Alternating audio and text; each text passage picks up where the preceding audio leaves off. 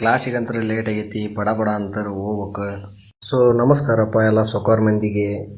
Welcome to 25 days of mini vlog challenge.